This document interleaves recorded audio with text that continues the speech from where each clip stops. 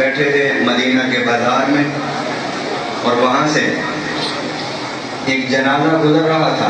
بخاری شریف کی حدیث ہے، جنازہ گزر رہا تھا تو حضور صلی اللہ علیہ وسلم کھڑے ہو گئے، حضور کھڑے ہو گئے، صحابہ بھی کھڑے ہو گئے۔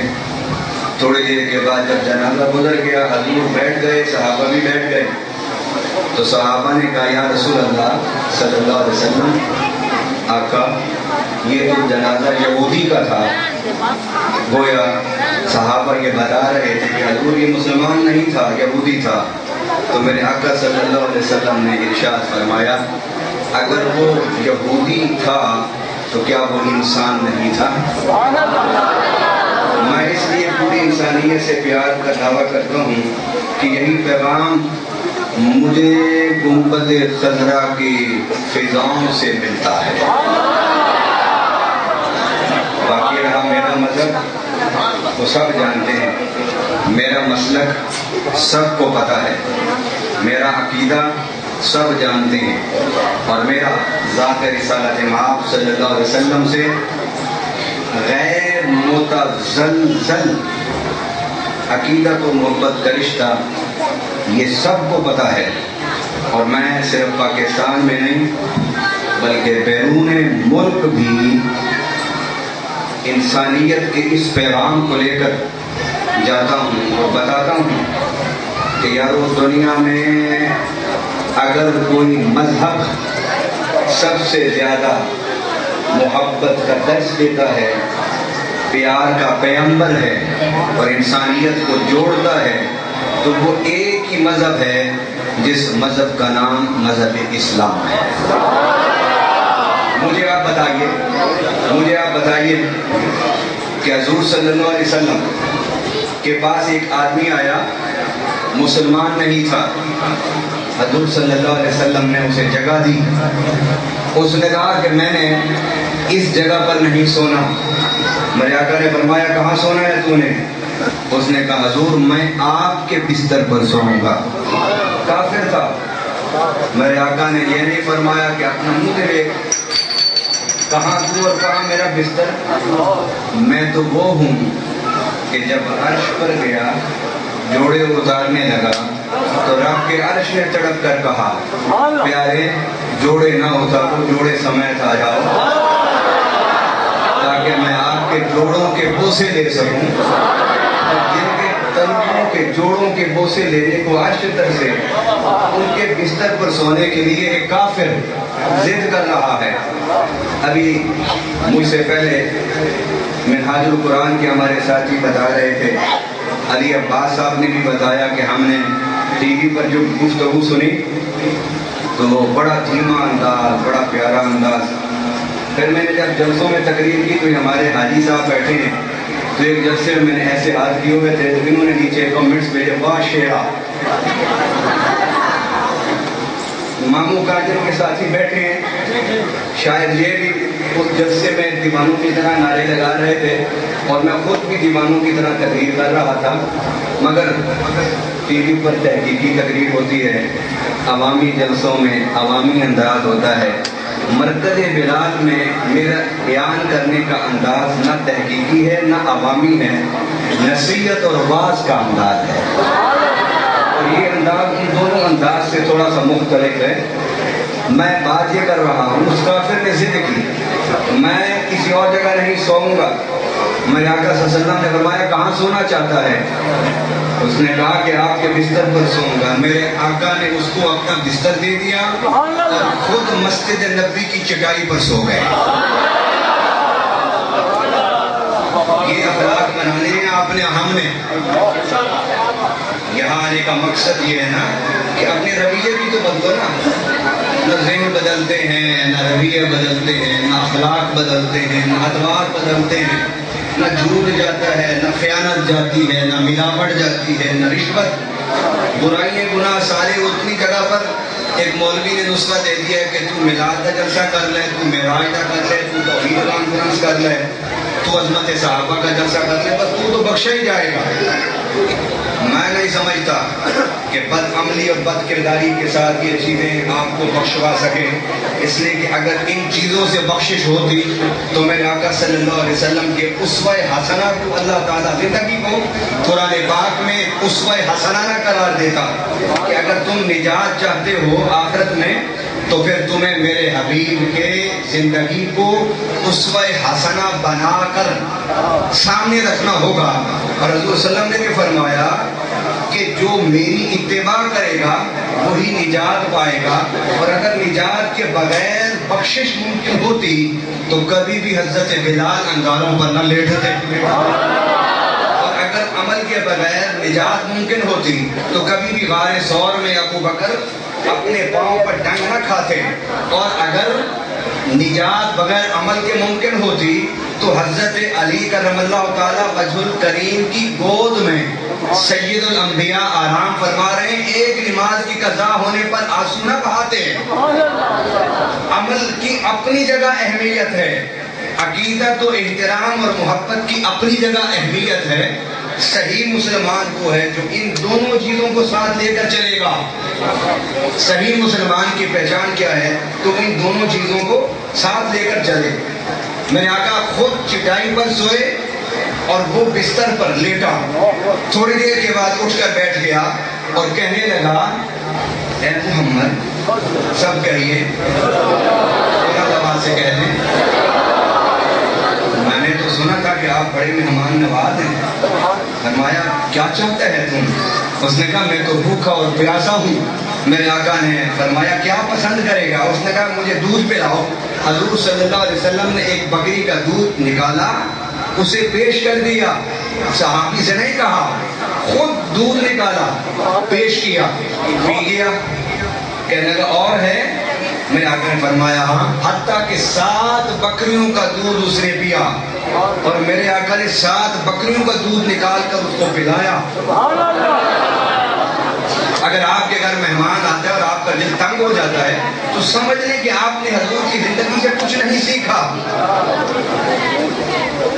7 بکریوں کا دودھ پی کے سو گیا، رات کو اس کو پیٹ میں مروڑ ہوئی اور پخانے کی حاجت ہوئی، اس نے باہر جانا گوارا نہ کیا، حضور کے بستر پر پیشاب کر دیا، نعوذ باللہ، اور پیشاب کر کے چل گیا۔ صبح حضور اٹھے تو بستر کو دیکھا کہ غلاظت ہے اس پر، اسے دھونے لگے اٹھا کے، صحابی سے بھی نہیں کہا، صحابی آگے بڑے پکڑنے کے لیے حضور ہمیں دے، ہم اسے دھو دیتے ہیں۔ میرے آقا نے فرمایا نہیں، مہمان میرا تھا، اس نے غلاظت کی تو دھوؤں گا بھی میں خود۔ آپ بتائیے کیا ہمارے اخلاقیات اس معیار پر ہیں؟ کیا ہم نے اپنے اندر اتنا صبر پیدا کیا ہوا ہے؟ کیا ہم نے اتنا تحمل اپنے اندر پیدا کیا؟ نہیں پیدا کر سکے تو بھائی نام کے ساتھ کام کی بھی ضرورت ہوتی ہے، نام کے ساتھ عمل کی بھی ضرورت ہوتی ہے۔ میرے آقا پکڑ کے دھو رہے ہیں، صحابہ چھین رہے ہیں، میرے آقا فرماتے ہیں نہیں میں خود دھوؤں گا۔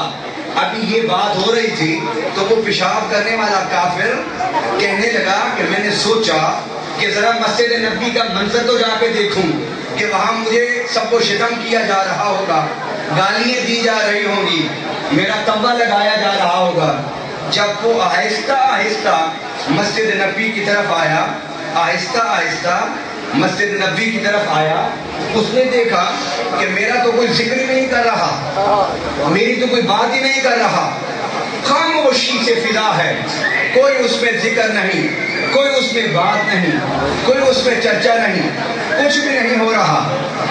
اس سے آگے جب بڑھتا ہے تو کیا دیکھتا ہے کہ مسجد نبی میں حضور بیٹھے ہیں اور اس بستر کو دھونے کا ارادہ فرما رہے ہیں، اور صحابہ وہ بستر چھیننے کی کوشش کر رہے ہیں کہ نہیں ہم دھوتے ہیں۔ میرے آقا فرماتے نہیں، مہمان میرا تھا، میں ہی اس کو دھوؤں گا۔ یہ تکرار ہو رہی تھی، صحابہ نہیں چاہتے تھے کہ حضور اس کے غلاظت کو دھوئیں، مگر حضور صلی اللہ علیہ وسلم نے فرمایا نہیں میں ہی دھوؤں گا اسے۔ اسی گفتگو میں اس کے دل پر اتنا اثر ہوا کہ وہ خود آگے بڑھا، اس نے کہا حضور یہ غلاظت میں نے کی تھی، یہ بستر مجھے عنایت فرمائیں، میں اسے خود دھوؤں گا، آپ میرے دل کے کفر کو دھو دیں۔ اب اخلاقیات کی اس تعلیم کی ضرورت ہے یا نہیں ہے؟ مرکز بلال عقیدے کی وضاحت بھی کرتا ہے، مرکز بلال عبادت کی بات بھی کرتا ہے، مرکز بلال تصوف کی بات بھی کرتا ہے، مرکز بلال عشق و محبت کی بات بھی کرتا ہے، مگر ایک انسان کو انسان بنانے کے لیے جو سب سے پہلی تعلیم ہے میرے آقا کی وہ بھی دیتا ہے، اور اسی تعلیم کو لے کر صوفیاء کرام نے تبلیغ کی۔ حضور سلطان الہند خواجہ معین الدین چشتی اجمیری رحمت اللہ علیہ تنہا اجمیر شریف میں آئے اور وہاں جلوہ گر ہوئے۔ اگر وہ ہم مولویوں کی طرح تفریق کرتے رہتے کہ یہ تو فلاں مسلک ہے، یہ تو فلاں مذہب ہے، یہ فلاں عقیدہ ہے، میں اسے اپنے قریب نہیں بٹھاؤں گا، تو کوئی بھی مسلمان نہ ہوتا۔ جو بھی آیا میرے خواجہ کے دربار میں، میرے خواجہ نے اس کا استقبال کیا، اس کو رہائش کے لیے جگہ دی، اس کو لنگر دیا، اور بے شمار مسلمان ہونے والے ہندوؤں نے کہا کہ ہم نے 10 دن خواجہ صاحب کے آستانے پر قیام کیا، کھانا کھایا، لنگر کھایا، اور حضرت کے نشست میں اٹھتے بیٹھتے رہتے تھے۔ 10 دنوں میں ایک دن بھی حضور خواجہ غریب نواز نے یہ نہیں پوچھا کہ تو ہندو ہے، تو مسلم ہے، تو سکھ ہے، تو کرسچن ہے، تو یہودی ہے، نہیں پوچھا۔ جو بھی آیا اسے ویلکم کیا، اپنے پاس ٹھہرایا اور اسے کھلایا۔ چند دن کے بعد وہ ہندو آنے والا آیا ہندو تھا، جب واپس گیا تو ایمان کی دولت لے کر گیا۔ آیا سکھ تھا، مسلمان ہو کے گیا، یہودی تھا، ایمان لے کر گیا، عیسائی تھا، ایمان سے مالا مال ہو کر گیا۔ ان جانے والوں سے پوچھا کہ آپ لوگوں نے حضرت خواجہ صاحب کے خطابات سنے ہیں، تقاریر سنی ہے کہ آپ نے کلمہ پڑھ لیا؟ انہوں نے کہا نہ تقریر سنی نہ خطاب سنا، بس خواجہ صاحب کی محبت نے ہمارے دلوں کو اتنا بدل دیا کہ آئے ایمان سے محروم تھے، اور جب خواجہ صاحب کی بارگاہ سے نکلے تو پھر نظام الدین اولیاء بن کر نکلے۔ میں یہ کہنا چاہتا ہوں، مت چھوڑیے اپنے عقیدے کو، نہ چھوڑیے اپنے مسلک کو۔ میں یہ سمجھتا ہوں مسلک، عقیدہ، مذہب کوئی نہیں چھوڑ سکتا۔ اگر چھوٹ جائے تو پھر وہ مسلک، مذہب، عقیدہ نہیں ہوتا۔ مجھے 15 سال ہو گئے، میں انٹرا فیتھ اور انٹر فیتھ پر کام کر رہا ہوں، مگر آج تک کوئی بھی مجھے ایک انچ بھی آگے پیچھے نہیں کر سکا۔ اس لیے آگے پیچھے نہیں کر سکا کہ میری کمر پر میرے بزرگوں کا ہاتھ ہے۔ اس لیے جو سائیوں والے ہوتے ہیں وہ جہاں بھی چلے جائیں اپنا اثر چھوڑ کر آتے ہیں، کسی کا اثر لے کر نہیں آتے۔ میں بڑے سادہ لفظوں میں آپ کو سمجھانا چاہتا ہوں، بڑے سادہ لفظوں میں آپ کو سمجھانا چاہتا ہوں۔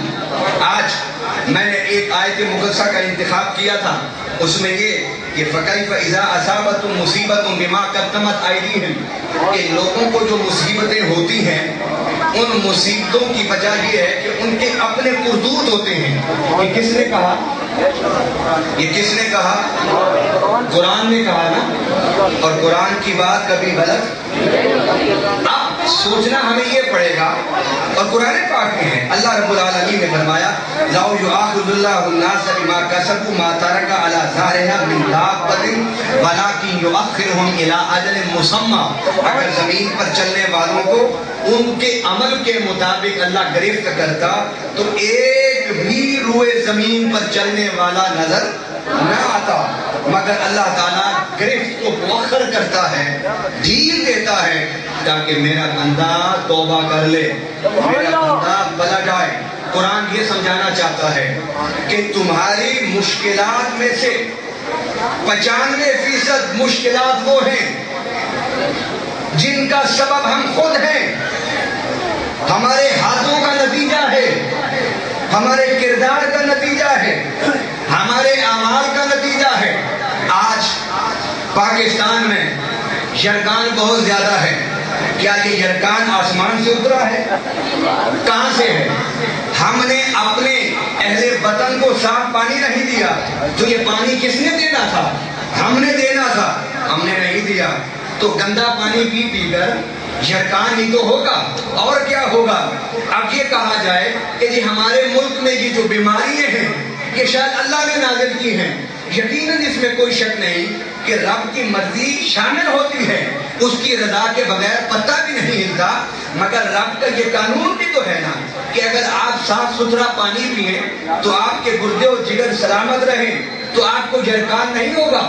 ہم نے اصول حفظان صحت کا جب لحاظ نہیں کیا تو پھر بیمار ہونا ہے نا۔ اگر ہماری غذا جو ہے آٹے میں ملاوٹ، ہماری مرچوں میں ملاوٹ، ہمارے نمک میں ملاوٹ، ہمارے کھانے پینے میں ملاوٹ، اور پھر جو بیمار ہو جائے اور وہ دوائی لینے جائے وہ دوائی اس کو ملاوٹ والی ملے، تو مجھے یہ بتائیے کہ ہمیں خدا مار رہا ہے یا ہم خود ایک دوسرے کو مار رہے ہیں؟ ہم خود ایک دوسرے کو مار رہے ہیں۔ مجھے ایک بات یاد آئی، وقت بڑا تھوڑا ہے، ذرا توجہ سے بیٹھیے گا، وقت بہت مختصر ہے، توجہ سے میری بات کو سنیے گا۔ ایک دودھ بیچنے والا دودھ بیچتا تھا میڈیکل سٹور والے کو، اور اس سے وہ دودھ بیچ کر پیسے لیتا تھا۔ جو دودھ بیچنے والا تھا اس کی والدہ دل کی مریض ہو گئی۔ اب ڈاکٹر نے لکھ دیا کہ جب تیری ماں کو ہارٹ اٹیک کا آثار ہوں تو یہ گولی اس کی منہ میں رکھ دینا، تو اس کا دل کا جو اٹیک ہے وہ رک جائے گا۔ اب اس دودھ بیچنے والے نے اپنے دوست میڈیکل سٹور والے سے جا کر دوائی لی، اور جب اس کی ماں کو ہارٹ اٹیک کے آثار ہوئے اس نے فوراً وہ گولی اس کے منہ میں رکھ دی، لیکن اٹیک نہ رکا، وہ مر گئی اس کی ماں۔ اب وہ ڈاکٹر کے پاس گیا، اس نے کہا ڈاکٹر صاحب آپ نے یہ دوائی دی تھی، کہا تھا کہ اس سے تمہاری ماں بچ جائے گی، میری ماں تو دوائی کھا کے مر گئی۔ اس نے دوائی لی اور اسے لیبارٹری میں جا کے ٹیسٹ کیا، تو اس نے کہا اس دوائی میں جتنی پوٹینسی ہونی چاہیے تھی فیکٹری والوں نے، بیچنے والوں نے اتنی پوٹینسی اس کے اندر رکھی ہی نہیں۔ اگر اس کے اندر مطلوبہ پوٹینسی ہوتی تو تیری ماں مرنے سے مر جاتی۔ اب وہ دوائی لے کر میڈیکل سٹور پر گیا اور اس نے جا کر شکوہ کیا، اس نے کہا بھائی میں تیرے پاس آیا بڑے اعتماد سے، تو اس سے دوائی لی، 20-25 سال سے تیرا میرا تعارف ہوتا، تو بھائی نمبر 2 دوائی بیچ رہا ہے، اور تیرے نمبر 2 دوائی کھا کے میری ماں مر گئی ہے۔ اس نے جو جواب دیا بہت خوبصورت حکمت بھرا جواب ہے۔ اس نے کہا تو مجھے 25 سال سے دودھ دے رہا ہے اور تو نے مجھ سے ایک دفعہ دوائی خریدی، تو بتا تو نے 25 سال میں ایک دفعہ بھی مجھے خالص، تو نے 25 سال میں مجھے ایک دفعہ بھی تو نے خالص دودھ دیا مجھے؟ اس نے کہا نہیں میں نے ملاوٹ والا دودھ دیا۔ اس نے کہا جب تو ملاوٹ والا دودھ مجھے پلاتا رہا تو مجھ سے توقع کیوں رکھتا ہے کہ میں تجھے خالص دوائی دوں گا؟ ہم خود ایک دوسرے کو مار رہے ہیں۔ مجھے یہ بتائیے کہ ہم گھروں کو تالا لگاتے ہیں تالا، رات کو کنڈیاں چڑھاتے ہیں، اکثر لوگوں نے پھر گیٹ کیپر، واچ مین، گارڈ کھڑے کیے ہوئے ہیں نا۔ کس کا ڈر ہے؟ تو شیر نہ آ جائے، شیر کا ڈر ہے بابا، شیر کا ڈر ہے۔ کس کا ڈر ہے؟ انسان کا ڈر ہے، انسان کا ڈر ہے۔ ہم کنڈی لگا کے مطمئن نہیں، کس سے؟ انسان سے ڈر رہے ہیں۔ تالا لگا کے مطمئن نہیں، انسان سے ڈر رہے ہیں۔ گارڈ کھڑے کر کے بھی مطمئن نہیں، انسان سے ڈر رہے ہیں۔ یہ ہمارے کرتوت ہیں جو ہمارے سامنے آ رہے ہیں۔ اور میں پیرس میں تھا تو پیرس میں رات کو سونے سے پہلے جس طرح مجھے یہاں عادت تھی کہ میں گھر کے مرکز کے دروازوں کو دیکھتا ہوں رات کو، تو میں رات کو اٹھ کے 12-1 بجے اپنے کام سے فارغ ہو کے میں جا کے اس کی کنڈی لگاتا۔ 2-4 دن وہ لوگ مجھے دیکھتے رہے، مجھ سے کوئی بات نہ کی۔ چوتھے دن مجھے کہنے لگے امام صاحب، وہاں یورپ میں علامہ پیر یہ الفاظ نہیں استعمال ہوتے، وہ لوگ امام صاحب کہتے ہیں کہ امام صاحب اب رات 12-1 بجے اٹھتے ہیں اور گھر کا چکر لگاتے ہیں، کنڈیاں بند کرتے ہیں، یہ کیا آپ کرتے ہیں؟ میں نے کہا یار میں تو حیران ہوں آپ لوگوں پر کہ آپ رات کو کنڈی لگانا بھول جاتے ہیں، آج چوتھی رات ہو گئی ہے۔ اس نے کہا کہ امام صاحب مجھے 32 سال ہو گئے ہیں پیرس میں، میں نے 32 سال میں 32 دفعہ بھی کنڈی نہیں لگائی. میں بس گھر میں داخل ہوتا ہوں, کھلے دروازے کھول کے سو جاتا ہوں. جنہیں کافر کہتے ہو ان کی اخلاقیات کو دیکھو. ہم تو اسلام کے دعوے دار ہیں, ایمان کے دعوے دار ہیں, عاشق رسول ہونے کے دعوے دار ہیں, محب رسول ہونے کے دعوے دار ہیں. ہمارے ملک میں نہ روڈ محفوظ, نہ بسیں محفوظ, نہ جہاز محفوظ, نہ ایئرپورٹ محفوظ, نہ بس سٹاپ محفوظ, نہ دفاتر, نہ سکول, نہ کالج, نہ یونیورسٹی. اور راتوں کو سیکورٹی گارڈ کھڑے کر کے بھی ہم سکون کی نیند نہیں سو سکتے. وجہ کیا ہے کہ ہم اخلاقیات وہ اپنے اندر پیدا نہیں کر سکے جن اخلاقیات کا درس ہمیں ہمارے آقا نے دیا تھا. اور اگر آج ہم پھر اسی طرف پلٹ آئیں, انہی اخلاقیات کی طرف, میں کہتا ہوں مذہب پر بات ہونی چاہیے, لیکن میرے دوستوں, میرے بھائیوں, خواتین و حضرات, اخلاقیات پر بھی تو بات ہونی چاہیے, انسانیات پر بھی تو بات ہونی چاہیے.